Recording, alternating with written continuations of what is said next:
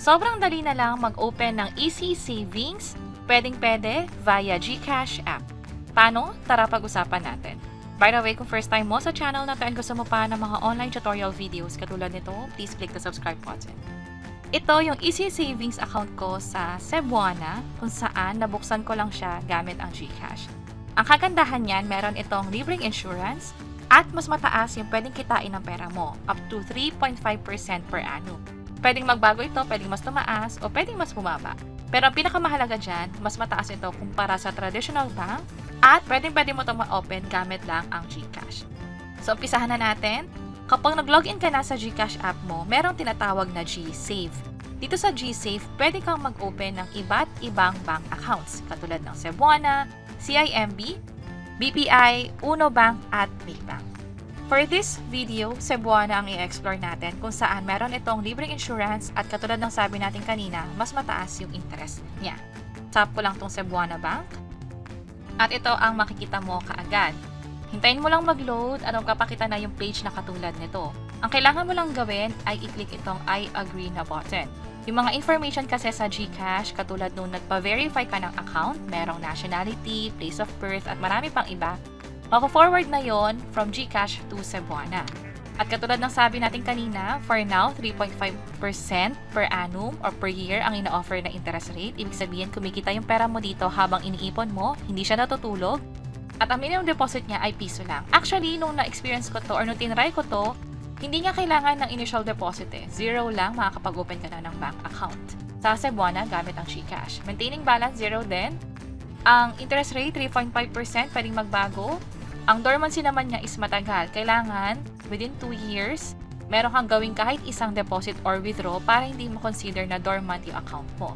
At katulad ng sabi dito, pwede makakuha ng up to 300,000 pesos na accident insurance pag nag-open ng bank account dito. So proceed tayo sa next page. Ito yung makikita mo, click lang natin yung OK. Makikita mo yung mga information mo dito, yung pangalan mo, birthday mo, cellphone number at email address. Again, ito yung mga information na meron sa GCash. I-check lang tong Easy Savings na terms and conditions at yung consent na din. Click natin yung continue. Sa basic info, meron ditong 4 stages or 4 steps. Madali lang naman yung hihingin na info. Una, yung gender, and then merong TIN number, SSS or GSIS number. Optional lang to, so pwedeng i-leave as blank. Account opening purpose naman. Ano yung reason natin ba't nag-open tayo ng account?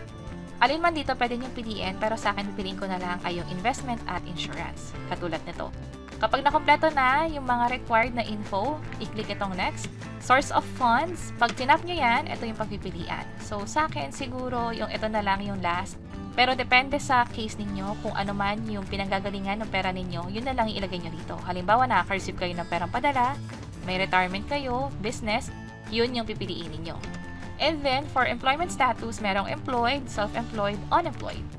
For self-employed, pipiliin nyo yung nature of business at ilalagay yung name of business dito. Para naman sa employed, ganun din, nature of work naman.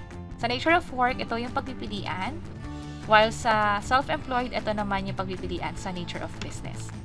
So sa akin, self-employed, ito na lang yung nilagay ko sa nature of business. And then kapag kinlik yung next, nasa third step na tayo. Makapansin nyo, konti lang hinihingi nilang info, mabilis lang siyang i-provide. This time, yung address nyo naman. So kung ano man yung address na nakalagay sa GCash account niyo, siya yung magre-reflect dito. So kung gusto nyo baguhin yung address dito, ang maganda ay i-update nyo muna yung GCash info ninyo. Pero kung wala namang kailangan baguhin, mag-scroll down lang kasi yung barangay ang kailangan nyong fill upan. So piliin lang yung barangay dito at kapag okay na, i-click itong next. Last info na, may mga question dito, yes or no lang yung isasagot.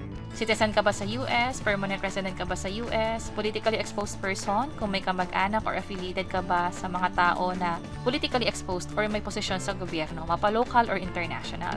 Ito yung ibig sabihin ng politically exposed person. Sa akin, no. And then, sa mga succeeding question, junket operation business, ito yung may kinalaman sa casino or gambling industry. High-risk jurisdiction, ibig sabihin nakatira ka ba sa area or country na parang mataas yung issue about money laundering, terrorist financing, or yung sa financial crimes. So sa akin lahat no, click ko na tong submit. At after nun, congratulations! Open na yung account natin sa Easy Save or Cebuana Bank via GSave. Ito agad yung makikita ninyo, merong account number dito. Ito yung pwedeng gamitin kung gusto nyo mag-transfer ng pera from other bank to Cebuana. Pero from GCash to Cebuana, pipiliin nyo lang yung deposit dito. Pag Cebuana papuntang GCash wallet ninyo, pipiliin nyo lang yung withdraw. So kapag tinry ko yung deposit, mapapansin nyo ito yung GCash wallet number ko. Inilipat ko siya papuntang Easy Savings, ilagay lang dito yung amount. And kapag okay na, makita nyo na successful na yung pag-deposit. Meron ng laman to, sobrang bilis, at sa recent transactions, meron na rin nag-reflect na information dito. Kapag nag-withdraw, ganun din. Pabaliktad lang, from Easy Savings Cebuana papuntang GCash Wallet, ilagay lang din yung amount dito. So balik tayo dito, pwede nyo i-click itong profile, at makikita ninyo yung updated na interest rate. Again, pwede itong magbago, that's why i-check nyo yung profile ninyo para makita kung ano ba yung kasalukuyang interest rate na in-offer nila. Meron ding FAQ dito kung sakaling may iba kayong questions tungkol dito, pwedeng masagot yan sa FAQ.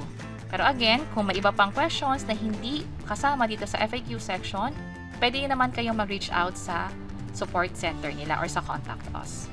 At ganoon kadali mag-open ng Easy Savings na account dito sa GCash via GSave. Hindi na kailangan lumabas, instant gamit lang yung phone, yung GCash app, nakapag-open na tayo ng bank account. At sana nakatulong tong video na to. Kung oo, pakiclick ang like button at para sa iba't ibang mga tutorial videos, pwede nyo i-check ito nasa baba. Sana makatulong. See you sa next videos. Bye-bye!